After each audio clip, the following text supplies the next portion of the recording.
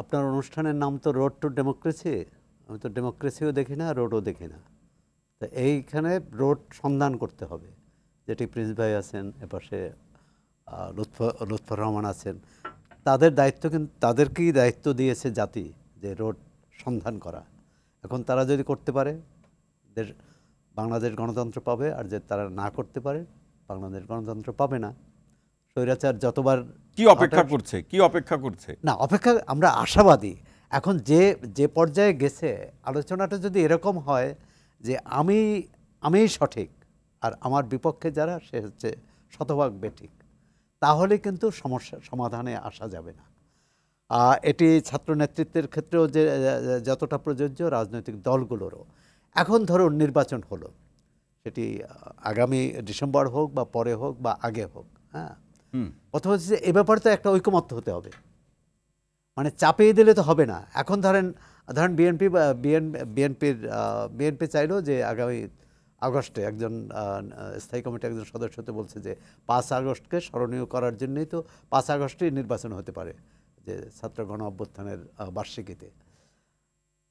এখন অন্যদের তো সেই নির্বাচনে না প্রস্তাব দিয়েছে, আমি ধরি।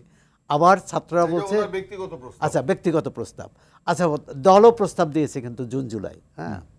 এখন আর ছাত্র নেতৃত্ব বলছে যে সংস্কার কাজ শেষ হয়ে নির্বাচন, এবং বিএনপি বলছে এই শেষ হতে 10 বছর সময় লাগবে, যে সংস্কার হাতে নিয়েছে সরকার। তার মানে একমতে আসা যাচ্ছে না। ঐকমত্যে না আসতে পারলে যেটা হবে, নির্বাচনের আগেই একটা বৈরী পরিবেশ তৈরি হবে। সেটা তো ইতিমধ্যে তৈরি হচ্ছে বলে আপনারা মনে করছেন? না, এখনো পুরোপুরি হয়নি। বৈরী পরিবেশ তৈরি হবে, আমি বলছি সেই করতে যাওয়া যাবে না। না, বৈরী পরিবেশের মধ্যে বিএনপি তার মতো রাজনীতি করবে, ছাত্র নেতৃত্ব বা অন্য দলও করবে। ছাত্র নেতৃত্ব চাইবে বিএনপির শক্তি, বিএনপি নিজেরা শক্তিশালী হওয়ার জন্য বিএনপির যারা প্রতিদ্বন্দ্বী তাদেরকে কাছে টানতে চাইবে, আবার বিএনপিও চাইবে অন্যদের কাছে টানতে। কিন্তু ভয়ের কারণটা যদি এর পরে নির্বাচনের ফলাফল হবে, আমরা অতীতের নির্বাচনগুলোতে যা দেখে আসছি, যারা পরাজিত হন তারাই কিন্তু মনে করেন বা দাবি করেন এই নির্বাচন সুষ্ঠু হয়নি। এবং পরবর্তীকালে সুষ্ঠু মানে কি একেবারে সূক্ষ্ম শব্দটাকে ধার করে নিয়ে আসে, স্থূল বলা হয়েছে, স্থূল একবার বলা হয়েছে স্থূল কারচুপি, আর একবার সূক্ষ্ম কারচুপি। আমি বলছি পুকুর চুরি, সাগর চুরি, অনেক চুরি দেখেছি, হ্যাঁ। বিষয়টা হচ্ছে ব্যাপারটা এরকম সাগরে নেমে ভোট চুরি, যে এই নির্বাচনের আগে জাতীয় সরকার না পরে জাতীয় সরকার, তার চেয়ে হচ্ছে রাজনৈতিক প্রতিদ্বন্দ্বীদের মধ্যে, প্রতিপক্ষ নয়, প্রতিদ্বন্দ্বীদের মধ্যে একটা কর্মসম্পর্ক থাকতে হবে। নির্বাচনের আগে থাকতে হবে, নির্বাচনের পরে থাকতে হবে, নির্বাচনের সময় থাকতে হবে, তাহলেই গণতন্ত্র কাজ করবে। না, সেটি তো অনেক ভালো কথা, আপনারা সবাই বলছেন, তিনজনই বলছেন, কিন্তু বাস্তবতা কি, মাঠ কি বলে? বাস্তবতা হচ্ছে, আমি বলি, এখানে দুই পক্ষের দুই নেতা আছেন, আলোচনা হতে হবে। আলোচনা তো হয় কিন্তু বাস্তবায়ন হয় না।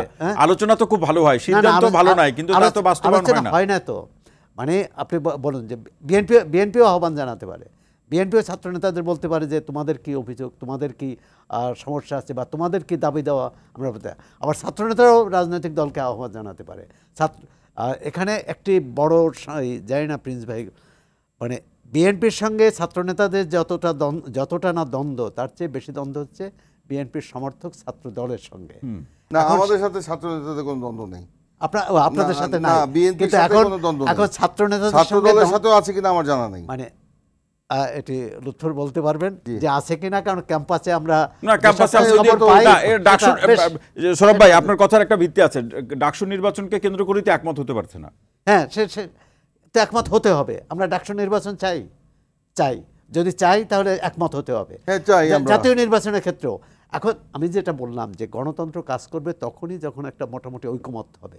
এই সংস্কারের ব্যাপারে ঐকমত্যের চেয়ে জরুরি হলো যে নির্বাচনের সময়, নির্বাচনকালীন যেসব শর্ত থাকবে, নির্বাচন সুষ্ঠু করতে, এ ব্যাপারেও সবাইকে একমত হতে হবে।